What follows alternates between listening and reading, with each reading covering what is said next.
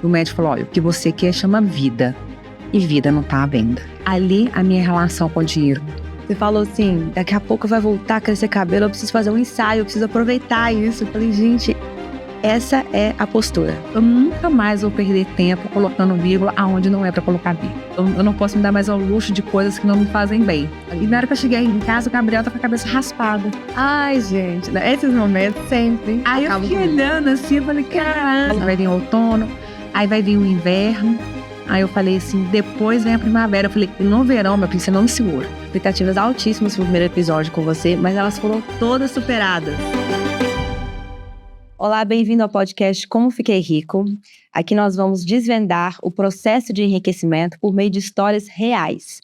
E vamos ter conversas leves e honestas que vão muito além do dinheiro. Eu tenho certeza que você conhece alguém que conseguiu construir patrimônio e ter uma vida rica, mas ao mesmo tempo ela cuida da família, ela cuida dos relacionamentos, cuida da saúde, tem uma saúde mental boa. Para mim, esse é o conceito de riqueza e eu tenho interesse de sentar com essas pessoas e abrir todo o processo e perguntar como é que foi, como você chegou até aqui. E a minha primeira convidada de hoje tem muito para nos contar nesse sentido. Agora eu vou ler, porque eu não quero perder nada do que eu preparei aqui para você. A minha convidada é Marcela Gasparini. Ela é uma psicóloga e psicanalista mineira, mãe do Gabriel, que vai compartilhar um relato impactante de resiliência e superação. Ela foi recentemente diagnosticada com um câncer e não é a primeira batalha dela contra essa doença. Ela enfrentou uma perda familiar com o falecimento do seu marido, o Dr. Juliano Rodrigues Gasparini. E eu escolhi essa conversa para abrir nosso podcast porque a Marcela é uma pessoa que já me escutou muito no divã dela, porque eu fui analisando da Marcela. E eu acho que chegou a hora de dar voz a ela e de ampliar a história dela. Então hoje eu vou ter o privilégio de te ouvir. Muito obrigada por estar aqui, Marcela. Queria agradecer o convite e ser a primeira a que você escolheu e saber que, de alguma forma, eu continuo fazendo parte da sua vida. Então, muito, muito obrigada e pedir desculpa pelos olhos lacrimejantes. Agora é por causa de você também, mas se ficar lacrimejando só o direito, é comum e é efeito da química. Então, a gente pode continuar. Obrigada. É uma honra mesmo você estar aqui, viu? Marcela, eu resolvi chamar esse podcast de Como Fiquei Rico, e eu sei que algumas pessoas vão pegar, a primeira reação, o nome vai ser, peraí, eu não quero ficar rico, como que história é essa? Você só vai entrevistar milionário? E para mim, como eu falei, o conceito de riqueza é muito mais amplo. Então eu quero abrir perguntando para você, o que você considera uma vida rica? A minha relação com o dinheiro mudou muito. Eu tinha um casamento muito bom, muito bom. Meu filho estudava numa escola muito boa. Eu morava 2 quarteirões do Diamond ali. Então a minha vida era muito, muito tranquila mesmo. Eu passava a tarde toda na companhia atlética, que era do lado da minha casa. Então a minha vida era assim, era trabalhar na parte da manhã, pegar meu filho na escola que ele estudava, que era em frente à minha casa. Quer dizer, era só atravessar a rua. Meu marido trabalhava no hospital, que era um quarteirão da minha casa. Meu consultório era no outro quarteirão da minha casa. Então, era uma vida muito, muito próspera, muito boa. Até que a gente foi pegos de surpresa com o diagnóstico de um adenocarcinoma de vias biliares. Naquela hora ali, já não tinha muito o que fazer. Então, perguntaram, né? Eu perguntei, aonde eu vou para que tenha uma cura? Para onde eu... O que eu faço aqui agora? E você tinha quantos anos? Eu tinha 35. 35, muito. 35, muito, muito mesmo. E sabe aquela o Gabriel tinha 5. E eu achava que a minha vida era perfeita. Aquela hora, assim, eu não sabia que eu era feliz. Não, eu tinha certeza que eu era feliz ali. Eu tinha um homem que eu queria, o filho que eu queria, a casa que eu queria. Eu tinha a vida que eu realmente tinha planejado para ter. E na hora que eu falei para um médico, eu falei, aonde eu vou para que ele não morra? Dinheiro não é problema. E o médico falou, olha, o que você quer chama vida. E vida não está à venda. Ali, a minha relação com o dinheiro mudou. Uau! Entendeu? Aí eu fui ver no que realmente era riqueza. Tanto é que nesse 1 ano com ele, a gente fez tudo para aproveitar o máximo de tempo possível. Foi 1 ano do diagnóstico? Foi 1 ano e 1 semana.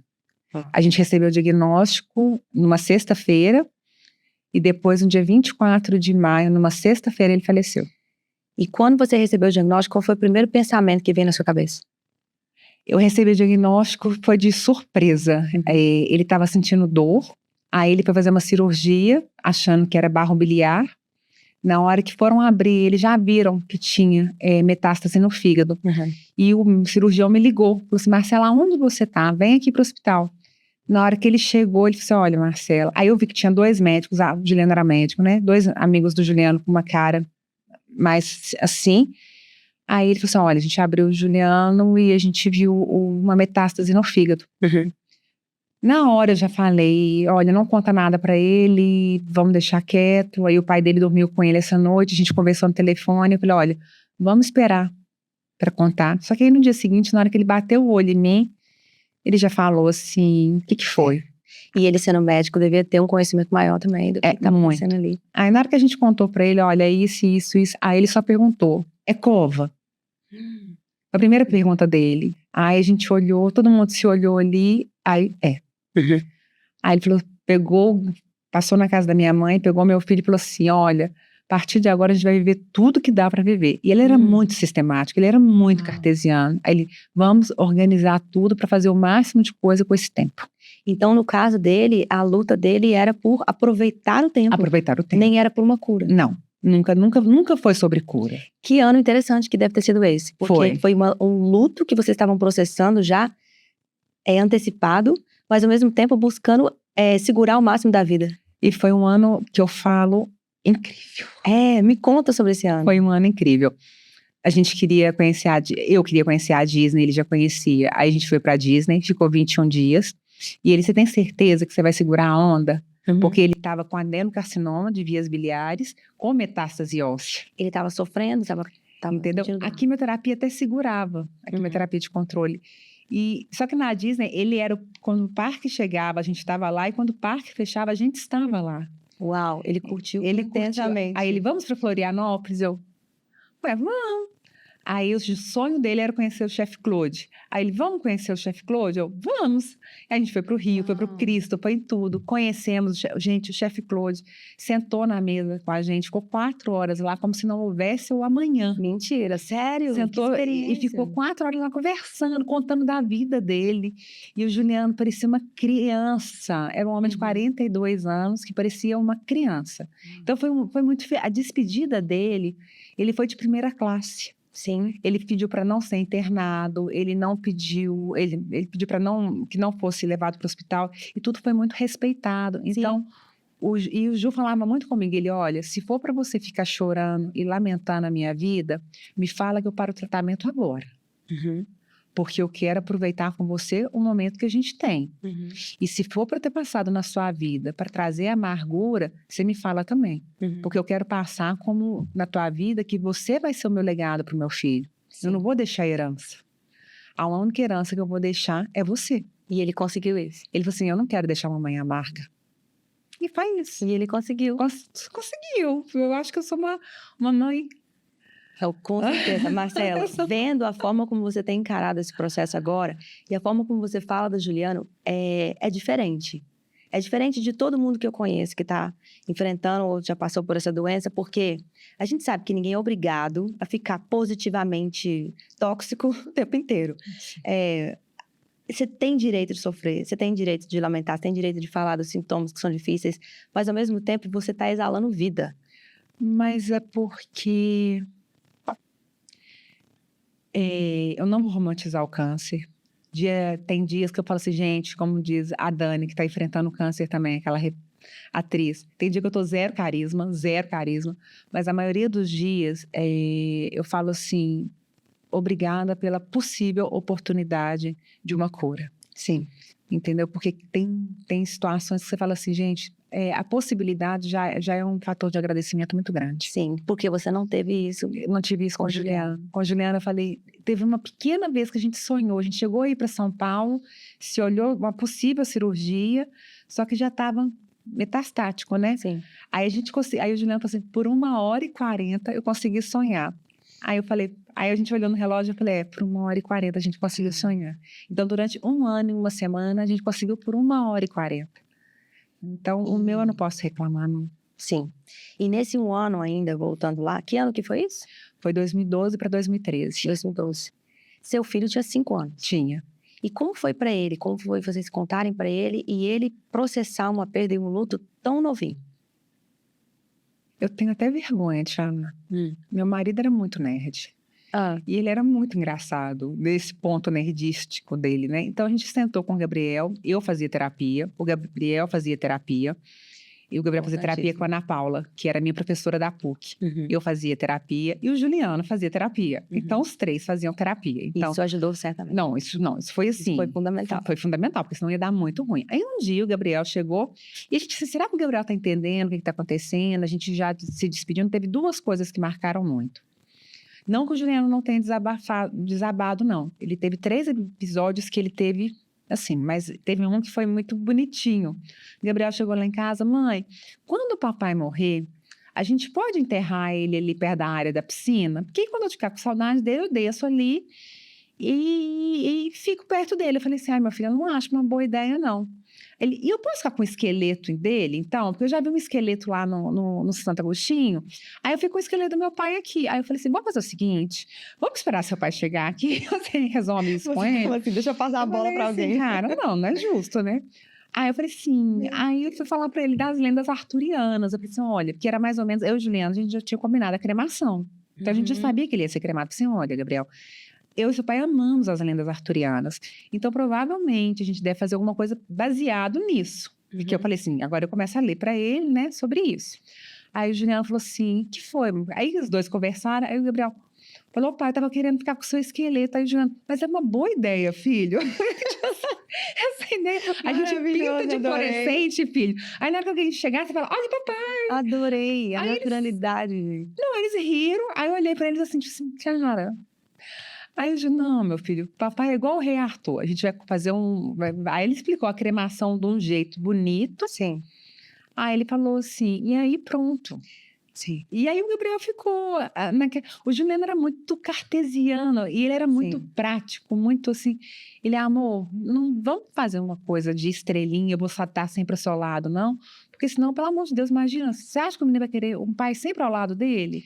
Ninguém merece falar um troço desse. Vocês, olha, eu fico até arrepiada de pensar, vocês não tentaram poupar ele do impacto real que é perder. Até porque a falta é importante. A falta é importante. E eu não ia tamponar essa falta com nada, não, porque não seria justo com o Juliano, com o Gabriel e comigo, e com a nossa história. Essa frase que você falou é impactante, a falta é importante. Sim. Por quê? Porque ela marca que teve presença, né? Entendeu? Ela fala que teve uma presença ali e o Juliano, os amigos dele, quem trabalhou com ele era um homem de 1,93 m, ele marcava presença. Ele marcava presença, ele fez física, ele fez engenharia química, ele fez medicina, ele era DM de RPG, ele era, eu acho que, eu sou até suspeita para falar, ele era o máximo, ele era um homem, eu falava, gente, e as meninas falam, não, mas será que hoje você seria casada com ele do jeito que você é, resolutiva de fazer e acontecer? Porque o Juliano, ele te cercava ali, né? O Juliano era aquele homem que cercava demais, mas eu pensei, gente, ele me cercava, eu concordo com vocês, só que ele era um oceano. Uau. Então, ser cercada por um oceano é ter a segurança e a beleza ao mesmo tempo. E aí, a falta dele certamente foi um componente importante na vida do seu filho. Foi. Na forma como se desenvolveu, na forma como ele entende a morte e a vida. E ele entende, e o mais importante do meu câncer e de tudo isso que aconteceu, que eu sou psicanalista, então eu sempre vou fazer um link. Eu morava num prédio que tinha piscina aquecida. E de repente eu fui morar num prédio muito, muito diferente do prédio que eu morava. E o Gabriel chegou assim pra mim, nossa, mãe, tomara que esse prédio aqui tenha piscina aquecida, esteja funcionando. Aí eu falei, esse prédio não tem piscina aquecida. Aí ele entrou, mas cadê o porteiro? Aí eu falei, meu filho, esse prédio não tem porteiro. Isso foi já depois? Isso foi depois, porque logo que o Juliano faleceu, a gente morava de aluguel. E eu tinha que entregar aquele apartamento o mais rápido possível. Sim, nem você queria ficar lá. Não tinha como, eu tinha que entregar. Eu morava a 2 quarteirões do Diamond, eu morava num dos metros quadrados mais caros de Belo Horizonte. Aí, de repente, ele olhou assim, ele tá assim, mãe, aqui não tem elevador. Aí eu falei, deixa eu te falar uma coisa, é daqui pra cima. Eu te prometo que, e eu falo, aquilo me salvou de uma possível depressão. Sim. Porque eu falei, não, eu tenho que lutar e batalhar para que seja daqui para cima. Sim. E no meu câncer era a mesma coisa. Na hora que eu descobri o câncer, eu falei assim, Gabriel, deixa eu te falar uma coisa. A gente chorou, entendeu? Eu falei assim, olha, deixa eu te falar uma coisa. É uma batalha.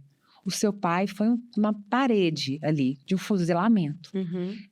Vai ser diferente, vai ser um corredor polonês. O Sim. processo é difícil, mas a gente vai lutar junto. Sim. Eu achei muito interessante isso que você contou que aconteceu depois que você perdeu o Juliano. Você era uma mulher de 35, 36, muito nova, com um filho pequeno. Como ficou essa questão prática do dia a dia? Porque você colocou na ponta do lápis e falou, não dá para morar aqui mais. Não. Vou baixar o padrão de vida. Foi isso? Foi. Não, eu fiz isso com o Ju. Eu tinha um carro. Com ele ainda? Eu tinha um carro. Aí o Juliano falou assim, amor, a gente vai olhar os possíveis bairros que você consegue pagar. O Juliano escolheu o caixão, gente. Ele planejou Ele mesmo, planejou todos os tudo, detalhes. ele escolheu o caixão, ele escolheu tudo. Ele falou assim, amor, olha, nós vamos vender o seu carro que você tem hoje, que você não vai conseguir manter ele, porque se quebrar que era automático, a caixa de câmbio é cara, então a gente vai passar para o manual. Ele pensou nisso. tudo. Ele fez o meu armário, fez o armário do Gabriel, de tudo. Ele abasteceu a geladeira. Sério? Ele fez tudo. Tanto é que na hora que a gente foi comprar o caixão, a moça ficou olhando assim, não, mas não vai comprar esse caixão nesse preço, não, pelo amor de Deus. Vamos comprar um mais assim, porque não sei o que lá. Ele era esse tipo de pessoa. Ele era uma pessoa incrível. E quando eu descobri o meu câncer, foi a mesma coisa. Eu fui lá, escrevi uma carta pro Gabriel, assim, caso aconteça o pior, a carta tá aqui. Liguei para a Anne que mexe com meus seguros, Anne, tá acontecendo isso, isso e isso. Liguei para minha gerente, tá acontecendo isso, isso, isso. As primeiras pessoas que você ligou foi para a Anne, para Maísa e para o Gabriel. Eu falei assim, não, deixa eu organizar tudo primeiro para a batalha. E o que eu pego disso é que a preparação financeira, seja para a vida, seja para um momento depois que você estiver ausente, ela é um ato de carinho com as pessoas que estão com você. Sim. Até porque na hora que eu fecho o olho, o meu problema acaba, Lívia. Acaba. Eu fechei o olho, meu problema acabou. Agora, e de quem tá ficando? De quem tá ficando. Aí eu falei, Gabriel, vai bastar, vou falar a mesma frase que seu pai me falou, vai te bastar chorar. Entendeu? Porque o que tem para eu fazer de prático, eu não vou deixar dinheiro para você ser um idiota. Você não vai ter muito dinheiro, não vou. Esse dinheiro que eu vou deixar, você não vai ser um idiota, mas eu vou te deixar o suficiente para ser uma mola. Sim, para que seja daqui para cima. Daqui para cima. Eu achei muito interessante isso porque tem gente que não gosta de pensar nesses cenários que vão acontecer com todo mundo. Todo mundo um dia vai se encarar, vai ter que deparar com uma doença, com falecimento, com a ausência de alguém que às vezes é o pilar financeiro, o pilar financeiro da família. Todo mundo vai ter. Mas por não querer pensar nisso, as pessoas postergam essa decisão. Às vezes. Eu não concordo, sabe? Porque 80% das pessoas, da população, vai ter alguma coisa, assim, o BO é uma doença previsível. Sim. 80% da população vai ter uma doença uma hora incompatível à vida, aonde ela vai ter que parar para fazer um tratamento. Sim. Entendeu? Então, eu falo, gente, eu sou PJ. Aí eu falo, como é que eu não tenho um seguro? Como é que eu não falo sobre isso? Tipo assim, que mundo é esse de unicórnios e cavalos alados que eu quero viver? Que eu, sabendo que existe 80% da população que vai ter um dia um encontro com uma doença, eu não vou preparar Não, exatamente isso, porque todo mundo vai se deparar com doença ou falecimento uma hora. Mas a chance de acontecer isso pode acontecer a qualquer momento. Pode acontecer com 30, com 40, com 50. Todo mundo precisa pensar nisso. Sim. Né? Não é obrigatório. Eu falo, até quem tem responsabilidade, não só consigo mesmo, porque tem que ter responsabilidade, assim, eu tenho responsabilidade comigo mesmo e com quem está do meu lado. Sim. Porque senão é muito injusto colocar na conta do outro. Tipo assim, eu vou resgatar aquilo que eu depositei. Eu não vou resgatar aquilo que um outro depositou. Então eu tenho que cuidar disso direitinho. O que eu considero, que eu falo para as pessoas, é que tem 3 coisas que as pessoas precisam focar quando elas têm dependentes ou para pensar no futuro delas mesmas. É seguro de vida, previdência privada, ou seja, quando você quiser parar de trabalhar, o que vai acontecer? E reserva de emergência. Não é só isso, não. Hoje em dia tem um seguro que foi o primeiro que eu... Mentira, eu fiz todos, né? Eu tenho seguro, até meu cachorro tem seguro. Eu tenho plano de saúde de cachorro, de tudo. Porque eu sei que dinheiro não é sinônimo de felicidade. Mas eu não sou aquela que fala assim, não, gente, dinheiro é um facilitador, ele te tira a urgência. entendeu? Ele te Exatamente, dá uma área de manobra. Tanto é que um dos seguros que eu fiz foi de afastamento. Quando eu tiver... Isso te ajudou. Isso ajuda. ajuda. Então, como autônoma, você pôde parar de trabalhar um tempo para fazer esse tratamento com tranquilidade. Eu não quis parar, mas assim, eu já usei o seguro de afastamento. Quando eu fiz uma outra cirurgia, eu me afastei. E agora que eu vou operar de novo, a minha seguradora já está sabendo, olha, eu vou operar, eu vou me afastar e eu vou continuar recebendo, porque as minhas contas vão continuar chegando. Sim. Até para eu ter uma recuperação boa, eu preciso saber que a minha conta está sendo paga. Sim. Perfeito. Então, esses 3 pilares, eu chamo de pilar da proteção patrimonial. Sim. É a reserva de emergência, que é ter de onde tirar quando você precisa de pagar uma despesa totalmente extraordinária, o seguro e a previdência. Sim. Agora, eu quero voltar um pouquinho já que a gente está falando de imprevistos, né, notícias que abalam o rumo da nossa vida. Eu quero voltar para o seu diagnóstico, a notícia quando você recebeu. É um câncer de mama? Foi um câncer de mama e eu estava brincando. Eu fui fazer o exame, brincando mesmo com a moça que estava fazendo, né, o meu exame. Aí, de repente, eu vi que ela mudou o rosto. Era um exame de rotina ou você estava Era um exame de rotina, mas assim, era uma de rotina mais ou menos. Porque eu tinha feito o exame de toque. Eu estava assistindo um filme e o filme falava, né, como é que eu aviso para ela que ela está com câncer? Era um cachorro. Aí eu levantei o braço e fiz, e senti. Eu falei, nossa... Aí eu tenho uma grande amiga que é médica, eu falei assim, nossa, eu senti um nódulozinho aqui no seio. Ela, pede pro primo dela, que é mastologista e ginecologista, fazer o pedido de exame. E eu fiz, eu falei, gente, e a primeira coisa que eu pensei foi negação. Né? Não, isso não vai ser nada. Negação. Eu falei assim, gente... É só preocupação na minha cabeça, porque eu assisti um filme e falava sobre isso. Então tá lá, e brinquei na hora. Eu fui fazer o exame, brinquei com a moça que estava fazendo o exame, falei assim, gente do céu... Aí ela, realmente, ele tá às 7 horas, ele tá aqui embaixo, tava. Aí na hora que ela bateu a chapa, eu vi que o rosto dela mudou, eu corri e fui olhar. Na hora que você olha, ele tem a cara de um caranguejinho mesmo, sabe? Sim. Ele parece mesmo. Antes disso, você tinha tido algum nódulo benigno, alguma coisa? Nada.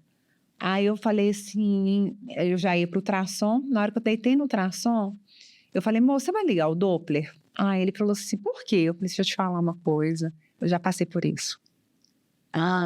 Eu já passei por isso. Eu tenho experiência. Aí ele falou assim, aí ele ligou e desligou na mesma hora. Aí chegou a radiologista e eu falo, gente, a equipe faz toda a diferença. Ela falou, olha, eu vou fazer o seu laudo agora, você já vai pedir para alguém que você conhece, pedir a biópsia, e o que vai fazer diferença na tua cura é a corrida. E foi tudo muito rápido. Em menos de um mês, eu estava fazendo a primeira quimioterapia. E vários exames. Cintilografia óssea, ressonância. Nossa, mas foi muito exame. E qual hospital foi? Horizonte. E foi no caso... Não, foi muito... Isso que eu ia falar. Pode fazer o marketing? Pode fazer tudo. Nem marketing mesmo. O que fez a diferença? E eu falo para todo mundo, gente, escolhe uma equipe médica de confiança e um hospital de confiança. O Casa Delas tem isso. Eu fiz todos os meus exames lá e eles foram todos laudados muito rápidos, porque um exame dependia do outro. E o meu câncer é o HER2 positivo. Então, ele é de caráter agressivo. Então, a gente tinha muito medo dele pegar axila, ele pegar pulmão, ele ir para os ossos. Então, tinha que ser corrida. Tinha que ser rápido. Então, assim, eles tinha a concierge lá, ela pegou tudo e foi marcando tudo, um encavalado com o outro, e o pessoal fazendo laudo muito rápido. Uau! Desde o começo foi lá, no Horizonte? Não, a primeira foi na Axial. De lá eu fui direto para o Horizonte com a Amândio, que é um dos donos do Horizonte. Então a gente teve que correr com tudo, porque a gente precisava da imunoterapia, da imunohistoquímica, para poder fazer a quimioterapia com a terapia-alvo. Sim. Que mês foi isso? Isso foi outubro, no mês da prevenção. Outubro de 2025, mês da prevenção contra o câncer de mama. Caramba. Eu descobri no finalzinho de setembro, a primeira quimio que dia 24. É bom sempre deixar esse recado para as pessoas lembrarem de fazer, as mulheres lembrarem de fazer exame de toque. E não deixarem de procurar médico só quando está sentindo dor, alguma coisa assim. Procurem um médico, façam esse autocuidado. Tem mulheres que cuidam de todo mundo e não cuidam delas, né? Eu conheço essas mulheres. Tem muito. Mas eu falo, não espera não, porque o meu foi por muito pouco. O meu foi por muito. Até que na cintilografia óssea foi muito engraçado. Porque eu entrei chorando na cintilografia óssea. Aí a moça, calma, não é igual a tomografia, não. Porque eu acho que ela pensou que eu estava com medo de entrar no tubo, né? Aí eu falei, não, moça, eu não tô chorando por causa disso. Ela chama Camila. Eu falei assim, não, Camila, eu não tô chorando por causa disso, é porque eu já passei por isso. Sim. Aí veio todo. Todos os exames que eu fazia, Você lembrava? eu lembrava de todos os exames que eu fiz com a Juliana. Aí ela virou pra mim, na hora que ela bateu a chapa lá, ela chegou assim no meu ouvido, pode ficar tranquila, você não brilhou. É porque aonde tem metástase brilha, né? Então ela já está tranquilizada. Aí ela, pode ficar tranquila que você não brilhou. Eu falei, nossa. Aí eu falei, já te deu uma pegou o fôlego e foi. Sim, porque você estava passando por tudo isso e ao mesmo tempo revivendo. Não, revivendo trauma, isso, né? Revivendo o trauma, estudando isso, fazendo a área de manobra por causa do meu filho. Meu filho estava no primeiro ano de Enem dele. Tá. Entendeu? O Enem dele era dentro de um mês ali, um mês e meio, pensando em várias coisas, assim, como eu faço para causar o menor dano no meu pai, na minha mãe, nas minhas amigas, nos meus amigos, no meu filho. Você diria então que você foi menos cartesiana do que o Juliano? Fui menos cartesiana do que o Juliano. Você estava querendo ser mãe ali, segurada. Falei assim, gente, como é que eu faço para dar menos impacto, abalar menos? Porque eu falei, gente, faltam 3 semanas para esse menino fazer um Enem. Coração de mãe. Eu falei, meu Deus, como é que eu... E eu falei, mas esse cabelo vai cair, meu Deus do céu. Aí, e foi meu filho que falou, mãe, raspa logo. Então tá, soltou. Marcela, teve uma coisa que você postou que me marcou muito, porque você... logo que começou o tratamento, o cabelo começou a cair, você já assumiu, vou perder o cabelo, vou raspar e tudo mais. Foi tão simples assim. Não foi simples, é isso que eu quero saber, porque você falou sobre o inverno, esse é meu inverno. E eu vou ter depois uma primavera, depois eu vou ter um verão. Foi quando eu descobri o câncer, eu falei, nossa, eu sabia quais eram os quimioterápicos e sabia que na segunda quimioterapia eles iriam cair, que ia dar exatamente na segunda etapa do Enem. E a minha cabeça começou a coçar muito. E eu sou aquela que lavava o cabelo 1, 2 vezes por dia. E eu falei, caramba, o cabelo caindo, e eu, na primeira quimioterapia, já caindo um pouco. Eu falei, meu Deus. Aí eu fiz a segunda quimioterapia. Tava muito perto do Enem. E eu, e eu ligava pro meu pai e falei assim, pai, vou colocar peruca. Aí punha peruca, falava, ai meu Deus, colocava um lenço, falava, Aí meu filho, mãe, você tá parecendo aquele pessoal, o profeta. O Gabriel é muito debochado. Aí ele ficava assim, eu colocava os turbantes, ele, senhora, lê minha mão. Aí eu assim...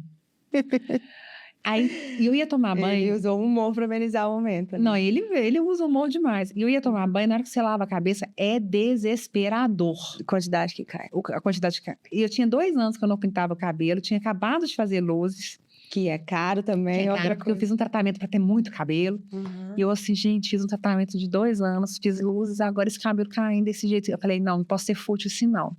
Aí um dia... E eu gosto muito de tomar banho. A água, ela me tranquiliza muito. E eu acho que o corpo é muito sábio. Sim. Porque tem hora que você fica parecendo que você comeu uma lava. O seu corpo fica muito quente. E eu ia pro chuveiro. E aí eu vou falar a verdade. Aí o Gabriel um dia, ele falou assim, mãe, que dia que você vai rapar a cabeça? Aí eu, filho, eu tô só esperando passar o seu Enem. Aí ele, mãe, mas você tá igual um Sharpei, aonde vai? Tem cabelo seu na casa. Aí ele, pelo amor de Deus, vamos raspar essa cabeça logo. Aí ele tá assim, eu falei assim, filho, eu sou o outono agora. Agora as minhas folhas estão caindo. Aí eu falei assim, vai vir o outono, aí que é a gravação que você viu. Eu falei assim, vai vir o outono, aí vai vir o inverno. Aí eu falei assim, depois vem a primavera. Eu falei, no verão, meu filho, você não me segura. Aí eu falei que eu vou pra Noronha. Isso foi uma ideia sua? Foi. Das estações, que é pra você colocar a sua cabeça no verão. Olha, eu falei, chegar o verão. Eu preciso disso. Eu falei assim, e eu precisava, mas aí eu não vou mentir pra você. Aí eu saí, raspei a cabeça, saí com as minhas amigas. A gente foi pro exótico, a gente foi fazer yoga, a gente foi fazer um tanto de coisa. Só que eu fiquei muito aliviada, gente. Porque a cabeça, o rosto é uma parte que pega muito fogo, com a químio. Então, eu ia lavar a mão, olhava a cabeça, era muito gostoso. Eu sentia... E na hora que eu cheguei em casa, o Gabriel tava com a cabeça raspada. Ai, gente, esses momentos sempre Aí eu fiquei olhando assim, eu falei, caraca... Aí tá. Aí eu fui tomar banho, porque eu tinha feito atividade, aquela coisa. Na hora que eu voltei, o Gabriel, mãe... Você ficou feliz no banho? Aí eu falei, fiquei.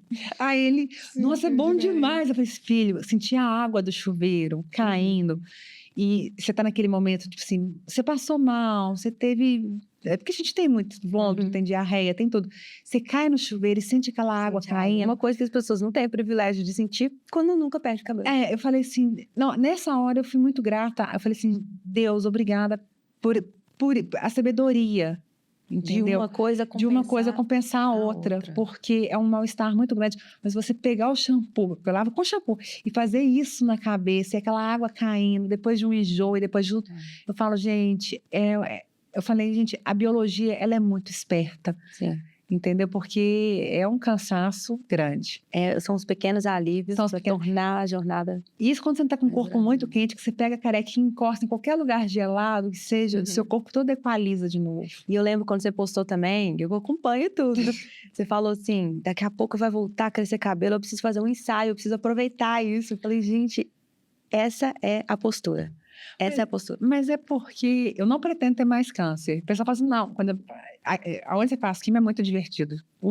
O lugar que você... Tanto é que no dia, 2 vezes que me colocaram no quarto, eu falei, não, gente, deixa eu ficar lá embaixo. Porque vai todo mundo conversando. E tem pessoas que já fizeram 3, é a terceira vez, é a quarta, tem todo mundo ali. E eu falei assim, gente, eu pretendo ficar só nessa mesmo. já tá Aí bom eu falei assim, pra mim já veio uma lição muito grande, eu pretendo ficar só nessa. Aí, uma das mãos, então aproveita esse momento da sua vida, porque você vai ter reflexões que você nunca mais vai ter na sua vida. Sim. Você nunca mais vai desperdiçar seu tempo. Você vai ter uma visão sobre o tempo diferente das outras pessoas. E que você não teria. E deixa marcado. Aí eu olhei para fazer o ensaio fotográfico, não deu certo. Os 3 lugares que eu olhei não deu certo. Eu pensei, gente, não. Aí eu tirei umas 2, 3 fotos mesmo, gostei. E fiquei feliz com a Marcela que eu vi. Sim. Eu falei, cara, eu sem cabelo, com essa cara mais assim, eu ainda me banco. E isso é riqueza. Eu falei, isso é riqueza. Eu falei, cara, eu ainda me banco. Eu ainda entro no supermercado, eu ainda vou no... Quando eu ia sair assim, eu falava, olha, eu tô careca. Eu falava pra alguém, é problema pra você? Não é problema pra mim. Então eu ia pro shopping, fui fazer compra de Natal. Isso não estou... Eu falei, cara, eu me banco. A mulher que eu sou banca essa careca. Isso, eu espero que, assim, muitas mulheres que estão escutando isso pensem assim, gente, eu não me banco com cabelo, eu não me banco saudável, eu não me banco assim, sem um diagnóstico. Deixa eu me bancar, sabe? Começa a me bancar. E com tudo, porque o corpo mudou muito. O corpo muda, né? E eu falei, gente, e vai mudar mesmo. E o câncer é uma doença que ela pede muito respeito. E tem hora que você fala assim, nossa, parece que a energia foi sugada, você fica cansada, com olheira, você fica com aquele aspecto caído. E mesmo assim, você tem que falar assim, peraí, deixa eu me resguardar aqui. E não fazer o desejo do outro. De segurar ali, ficar ali até o final. Ficar forte. Não, agora eu vou ficar quietinho. Eu vou me permitir. Eu vou me permitir. E talvez seja por isso que você tem essa força quando você vai sair na rua e fazer as coisas. Sim. Porque você se permite também aquele dia que a pausa. Não, mas dói a vaidade. A minha vaidade doeu 2 vezes, né? Quando as 2 vezes eu ia atender, porque eu não consegui ficar sem atender. Não consegui. Eu realmente fiquei em casa e falei, ai meu Deus do céu. Você pensa muita besteira. Eu abri a porta e virei para uma paciente minha, que é uma paciente minha de anos, e falei, eu não tenho condição nenhuma em te atender. Ali a minha vaidade doeu. Eu falei, gente, o que eu tenho de mais precioso é esse. Você ama seu trabalho? Eu amo meu trabalho, eu amo muito meu trabalho. Aí foi aí que doeu. A vaidade dói ali.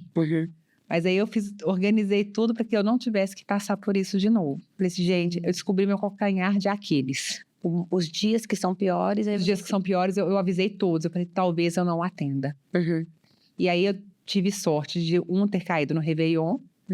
Que eu falei, ai meu Deus, ainda bem que você ia trabalhar no Réveillon. Entendeu? Tem isso também. Tem que amar o trabalho. Eu amo muito. Eu só atendo gente muito interessante. Me senti honrada. Mas eu atendo, eu falo, gente, trabalha, igual eu falei isso pro meu filho. Falei isso com a Lívia antes da gente começar. Escolha bem o curso que você vai fazer. Porque se tiver uma variável negativa na tua vida e você já tiver um trabalho negativo, isso vai te arrastar. Se vem uma variável negativa, que é uma doença dessa, só que o seu trabalho é bom, ele vai te sustentar. Sim, e ajudou você? Ajudou. Ter um trabalho que você ama? Não, ajuda muito. Que é um componente muito importante da vida também. É porque o meu trabalho, ele é muito gostoso. Eu falo, gente, cada pessoa é um livro, é um seriado, cara, cada um. Você tá acompanhando ali igual uma novela. Então eles me tiram de mim. Quando eu tô ali, eu simplesmente não tô ali, Sim. eu tô ali na escuta deles, então é muito bom. Acompanhando as etapas. As etapas, entendeu?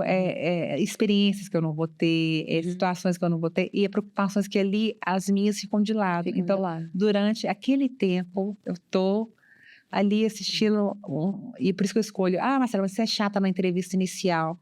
Eu falo, não é que eu sou chata, é porque a história dessa pessoa vai passar a morar dentro de mim. Então, como é que eu faço? Sim.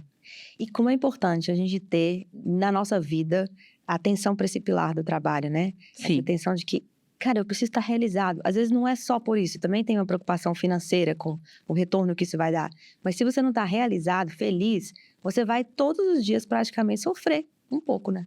Nós seremos o Juliano Rodrigues Gasparini, né? Vamos fazer uma matemática? Vamos somar? Tipo assim, olha, eu vou fazer isso que não me agrada, mas que benefício vai dar? Tem que ser um valor maior do que você está achando que está sendo negativo. Sim, para compensar.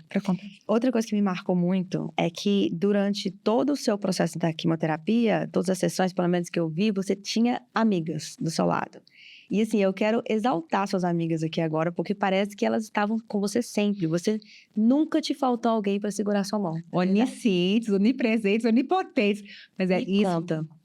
Quando eu descobri o câncer, a Aline, que é diretora da Hub, eu virei para ela e falei assim, amiga, aconteceu isso, e somos 4 grandes amigas. Eu, a Débora Lauar, que é médica pediatra, a Aline, que é diretora, e a Luciana Rossato, que é psicóloga. Eu falei, olha, gente, essa Marcela, muito animada, talvez ela não exista sempre. Eu não vou ser capaz de produzir minhas dopaminas. Então, eu preciso que vocês me ajudem a produzir minhas dopaminas. A Aline, diretora de escola, pegou essa conversa e fez um grupo que eu não faço parte, chamado Dopaminas. Uau, adorei. Que são 30 amigas. E eu assim, Débora, vou fazer exame tal, dia tal, hora tal, mas não fala com ninguém. Ela joga no Dopaminas. Todo mundo fica sabendo, as amigas. E as amigas se organizam para ir. Até que eu não fiz nenhum exame sozinha. Eu não fiz, você viu as químios, mas eu também não fiz nenhum exame. Todos os meus eletro, ultra, gente, até exame bobo de eletro, eu tinha uma amiga comigo. Suas amigas te ampararam mesmo. O tempo todo. Eu não recebi um laudo. Desde o primeiro laudo, eu não recebi mais nenhum outro laudo sozinho. Uau. Mas isso eu falo pra todo mundo. Eu falo assim, gente, não tenha só uma árvore na vida, não. Tenha várias. Eu adoro metáfora, né? Eu falo assim, porque se a gente tem um pomar, cada hora a gente se abastece de uma. Porque se a gente ficar, eu só quero que essa árvore me dê todos os frutos possíveis, nossa, coitadinha dessa árvore. Ia ficar assim, se eu tivesse uma única amiga, ela ia estar muito lascada comigo. Sobrecarregada, entendeu? Então, com as amigas, e agora todas são amigas entre si.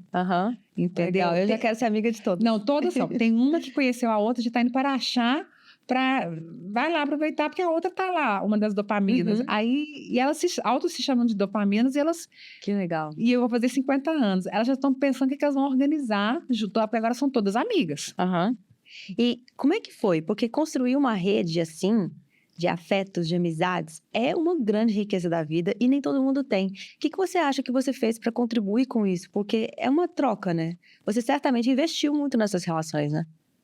Uma história fácil, ela não começa fácil, ela começa difícil. É aquela frase, né? Tempos difíceis, pessoas fortes, tempos fáceis. Eu me sentia muito sozinha quando eu era mais nova. A minha mãe foi mãe muito nova, meu pai era de outro estado e eu era muito sozinha. Então, eu sempre tive muitos amigos. Eu fazia dos meus amigos ali uma base muito grande para mim. E entrei na faculdade, ouvia os meus professores com muita... Eu sempre gostei e amei admirar as pessoas. E eu queria aquelas pessoas ali. Então, eu queria ser amigo delas, porque eu falava assim, me ensina tudo que vocês puderem me ensinar. E eu acho que toda convivência causa um certo grau de contágio. Então, naquela escassez de ser contaminada ali por ter um grupo de pessoas, eu fui criando os meus grupos de pessoas. Então, você sempre teve grupos de pessoas? Sempre.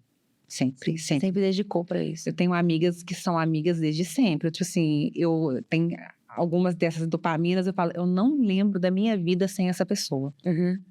porque tem 37 anos que eu sou amiga dela, eu tenho 49. Aí eu falo assim, eu não lembro, tipo assim, que ato da sua vida que você não lembra? Eu falo, não existe, eu não lembro da minha vida sem essas pessoas. Sim.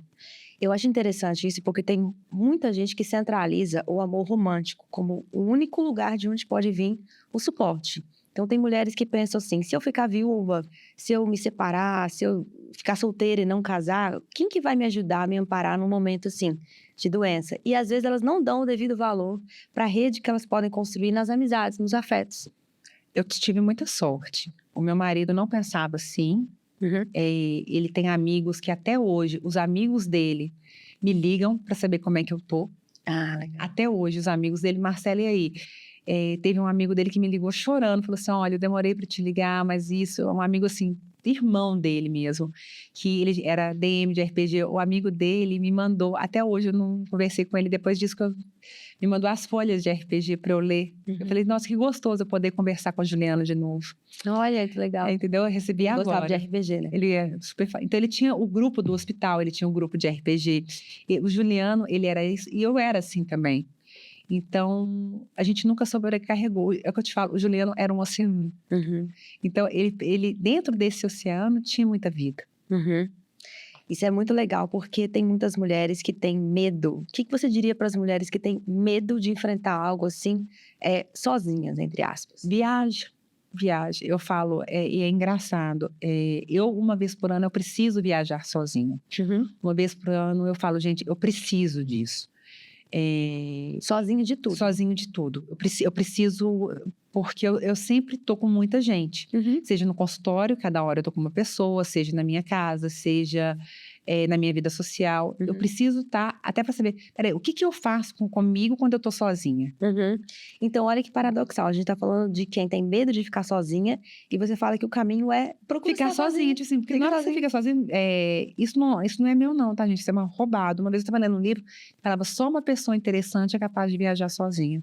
Suportar a própria companhia. Suportar a própria companhia. Aí eu tô assim, gente, será que eu sou uma pessoa interessante? E eu tenho uma cientista dentro de mim. Eu falei, não, peraí, deixa eu ver se eu consigo me suportar sozinha. E eu fiz essa viagem sozinha. Eu falei, gente, tanto é que tem lugares hoje que eu falo, eu quero ir nesse lugar sozinha. Porque eu quero entrar neste lugar sem ter hora de sair. Eu quero sentar nessa cafeteria, pegar o meu café e um livro, olhar para esse jardim, sem ter ninguém atrapalhando a minha atenção do que eu tô pensando. Sim, e falando uma coisa um pouco mais pessoal, que isso foi algo que eu aprendi com você, sem você nunca ter me falado, Lívia, faça isso, né? Porque na análise não existe isso de falar, faz isso que vai te resolver. Mas existe um antes e depois da Marcela, para mim. E o depois, certamente, foi exatamente isso que você falou. Tem experiências que eu quero ter que eu falo, isso é só para eu fazer sozinha. Tem filmes que às vezes eu pesquiso e falo, eu poderia chamar uma amiga, eu poderia chamar alguém, mas esse eu quero ver sozinha. Sim. E viagem também que eu fiz sozinha, quando a gente estava no processo de análise, que você estava fazendo com você, que eu falei, gente, se eu não tivesse tido a coragem, que antes eu não viajava sozinha, de encarar essa viagem sozinha, não teria sido tão bom. Não, e eu te falo, tem filme que eu falo assim, gente, tem filme que você quer assistir com uma amiga sua, porque você fala assim, meu Deus, como é que eu vou falar isso pro meu parceiro? Tipo assim, que gato, né? Tem coisas que são pra amiga. Que são pra amigos. E tem filme que é gostosinho assistir acompanhado. Tipo assim, gente, dá pra ser feliz acompanhada, dá pra ser feliz sozinha, dá pra ser feliz. A gente só não pode concentrar a felicidade toda num cestinho só.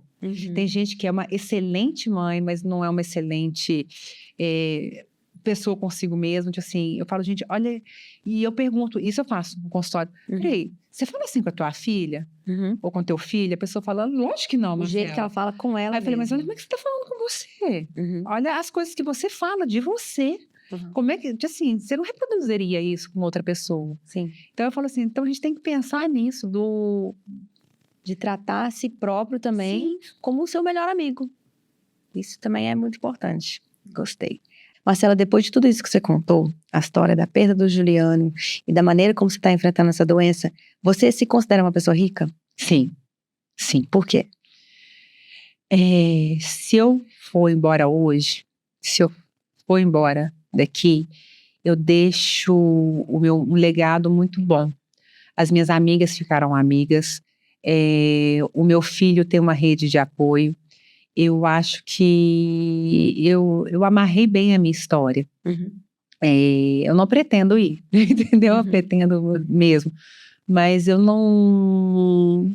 Eu sou suspeita para falar, eu acredito em vida após a morte. As pessoas falam, você acredita em vida após a morte? Eu falei, gente, eu acredito. E se eu não acreditar também, não vai fazer diferença nenhuma, né? Assim, Melhor acreditar. é melhor acreditar.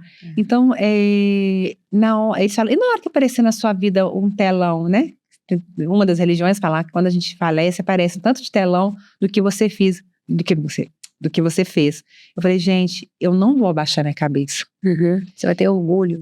Eu falei assim, eu fiz coisas que me vergonham. Claro que eu fiz várias coisas que me vergonham, eu fiz coisas que me enaltecem, eu fiz coisas, mas não nada que eu tenho que baixar a cabeça e falar, nossa, oi. Eu sabia que eu estava errando na hora que eu estava errando, e mesmo assim eu optei por ser sacana. Não, então eu me considero rica, sim. Sim. Eu queria encerrar com um trecho de uma pessoa que eu acho que você gosta muito, que é o Conrado Caligares, né? Eu amo de paixão. Eu acho assim, Marcelo, quem assim, fez mais diferença na sua formação como psicanalista é o Conrado, que também foi atravessado por um câncer. Foi? Ele faleceu de um câncer. Eu não sabia. E as últimas lives dele, ele já sabia do câncer dele, e as últimas lives dele são simplesmente perfeitas. Eu vou olhar, eu vou assistir. E o que eu peguei que ele falou foi que a filosofia do contente é uma armadilha de consumo. A existência tem amplitude, que inclui medos, perdas e dores. Ele também falava muito, eu não quero ser feliz, eu quero ter uma vida interessante. Ele fala uma coisa que eu falo para todo analisando, Mil. O que ele deseja para as pessoas em análise, que eu desejo também, é que a pessoa ela passe pela vida como se fosse uma montanha-russa, aproveitando seus altos e baixos, e não anestesiado.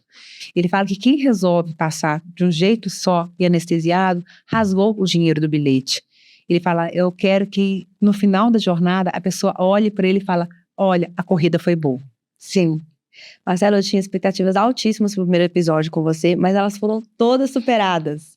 Porque tudo que você me falou aqui sobre a questão das amizades, sobre a necessidade de encarar o luto para você poder entender o que é a falta e o que é ter a presença, isso para mim é o que faz uma vida rica de verdade e é um resumo de tudo que eu quero trazer nesse podcast. E as pessoas elas têm que perceber, não espera acontecer alguma coisa para você ver a vida. Eu tinha várias áreas da minha vida que não estavam limpas. Quando veio o câncer, eu falei, gente, eu tenho que limpar isso. Limpas como? Tinha histórias mal acabadas, histórias que eu falei, assim, se eu encerrar esse livro hoje, eu vou deixar do jeito que tá. Eu resolvi arrumar as coisas, deixar histórias bem acabadas. Ter conversas que você estava evitando. Terem conversas necessárias que eu estava evitando. Eu falei assim, nossa, eu evitava de ter essa conversa. Tinha gente, então, que eu ia pôr no vírgula. Eu sabia que aquela história tinha que acabar. Eu ia, tacava vírgula. Já fiz isso. Aí eu falo, gente, eu tenho que colocar um ponto final nessa história. Porque eu não tenho mais, eu não posso me dar mais ao luxo de coisas que não me fazem bem.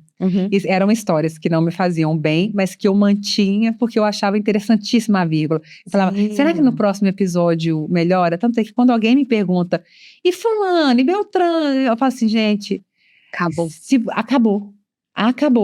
Aí a pessoa fala assim, eu falei, gente, se você tivesse seguido todos os capítulos sem entender o porquê do ponto final e o porquê alguns eu tive que falar, vai ser ponto final não, vamos dar uma vírgula aqui, porque eu vou ter que... Porque isso aqui eu quero ver a continuidade. Eu quero ver a continuidade disso em várias situações. Até lugares que eu não pensava em ir, até pessoas que eu nem imaginava que iam entrar na minha vida. Eu falei, gente, quando você se abre ali, você fala, eu nunca mais vou perder tempo colocando vírgula aonde não é para colocar vírgula. Sim, o diagnóstico trouxe para você essa noção de, peraí, o tempo é finito, deixa eu acertar. O tempo é finito e as surpresas não são tão assim. A gente fala assim, nossa, surpresa, a pessoa... Não, gente, é saber o que esperar ali e falar assim, não, gente, peraí, eu sou a regra, entendeu? Deixa eu fazer a minha vida aqui. Sim. É isso. Marcela, tem uma palavra que você usou uma vez para fazer um elogio para mim, que é uma palavra que eu guardo para sempre. Nem vou falar qual é. É nossa, depois eu falo. Mas eu admiro a sua capacidade de resumir em uma palavra o que uma pessoa é. E eu fiquei pensando no que você é para mim. E eu acho que você é uma pessoa profundamente viva. Porque você soube abraçar a vida com tudo que ela tem. as suas perdas, as dores, as dificuldades, as amizades, os romances. Você é uma pessoa romântica, eu também sou. Você não foge de viver tudo e de estar lá na montanha-russa para o que der e vier, né? Sim. Montanha-russa do Caligares. Então, eu quero te agradecer muito por abrir e compartilhar isso tudo com a gente. Todo mundo está na torcida por você. E eu quero agradecer muito pelo convite e eu espero que sim, seja um capítulo seu interessantíssimo e enriquecedor para todo mundo que está do seu lado. Obrigada. Obrigada. Se você gostou dessa conversa, se você quer acompanhar mais conversas de histórias de enriquecimento, quero te convidar para se inscrever no canal e fazer um comentário, dizer o que você quer que a gente fale da próxima vez. Muito obrigada por estar com a gente. Até a próxima.